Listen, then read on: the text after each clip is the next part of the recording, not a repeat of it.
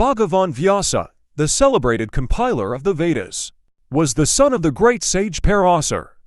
It was he who gave to the world the divine epic of the Mahabharata. Having conceived the Mahabharata, he thought of the means of giving the sacred story to the world.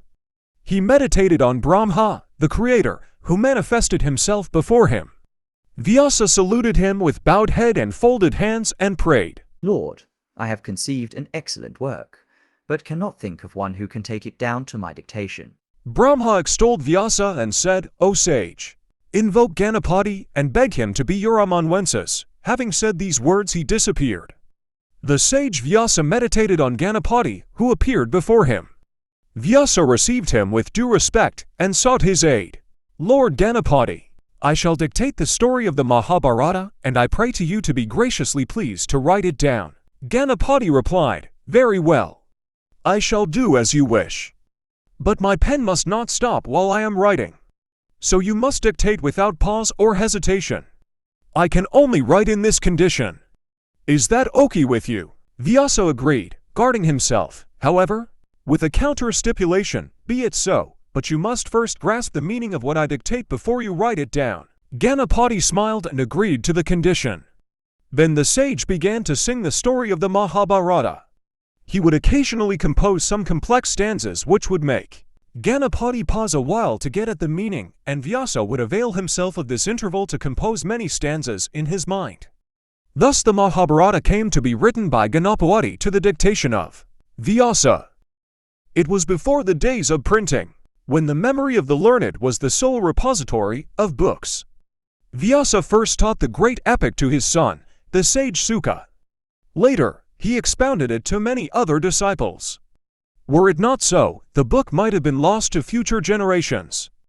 Tradition has it that Narada told the story of the Mahabharata to the Devas while Suka taught it to the Gandharvas, the Rakshas and the Yakshas. It is well known that the virtuous and learned Vaisampayana, one of the chief disciples of Vyasa, revealed the epic for the benefit of humanity. Janamamijaya, the son of the great king Parikshit, conducted a great sacrifice in the course of which Vaisampayana narrated the story at the request of the former. Afterwards, this story, as told by Vaisampayana, was recited by Suuta in the forest of Nalyamisa to an assembly of sages under the lead of the Rishi Saunaka. Suuta addressed the assembly, I had the good fortune to hear the story of the Mahabharata composed by Vyasa to teach humanity dharma and the other ends of life.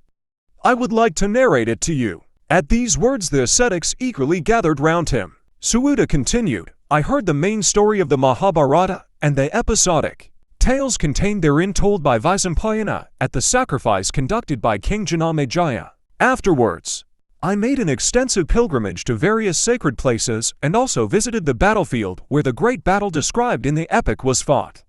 I have now come here to meet you all. He then proceeded to tell the whole story of the Mahabharata in the grand assembly. After the death of the great king Santanu, Chitrangada became king of Hastinapura, and he was succeeded by Bhaicitraviriya. The latter had two sons, Dhritarashtra and Pandu. The elder of the two being born blind, Pandu, the younger brother, ascended the throne. In the course of his reign, Pandu committed a certain offense and had to resort to the forest with both of his wives where he spent many years in penance. During their stay in the forest, the wives of Pandu, Kunti and Madri, gave birth to 5 sons who became well known as the 5 Pandavas. Pandu passed away while they were still living in the forest. The sages brought up the 5 Pandavas during their early years. When Yudhishthira, the eldest, attained the age of 16, the rishis led them all back to Hastinapura and entrusted them to the old grandsire Bhishma. In a short time the Pandavas gained mastery over the Vedas and the Vedanta, as well as over the various arts, especially pertaining to the Kshatriyas.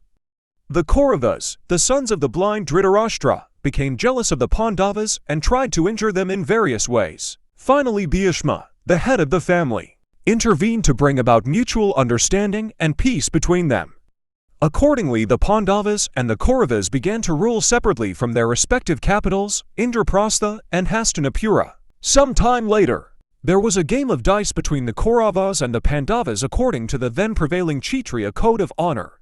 Sakuni, who played on behalf of the Kauravas, defeated Yudhishthira. As a result, the Pandavas had to be in exile for a period of 13 years. They left the kingdom and went to the forest with their devoted wife Draupadi, according to the conditions of the game. The Pandavas spent 12 years in the forest and the 13th year incognito, when they returned and demanded of Duryodhana their paternal heritage. The latter, who had in the meanwhile usurped their kingdom, refused to return it. War followed as a consequence. The Pandavas defeated Duryodhana and regained their patrimony. The Pandavas ruled the kingdom for 36 years. Afterwards, they transferred the crown to their grandson, Parikshit, and repaired to the forest with Draupadi, all clad humbly in barks of trees. This is the substance of the story of the Mahabharata. In this ancient and wonderful epic of our land there are many illustrative tales and sublime teachings, besides the narrative of the fortunes of the Pandavas. The Mahabharata is in fact a collection of interesting stories of social, political, and cultural issues. This is first and the introduction to more interesting stories that will follow in coming days. Please comment, share, and subscribe the channel. Thank you.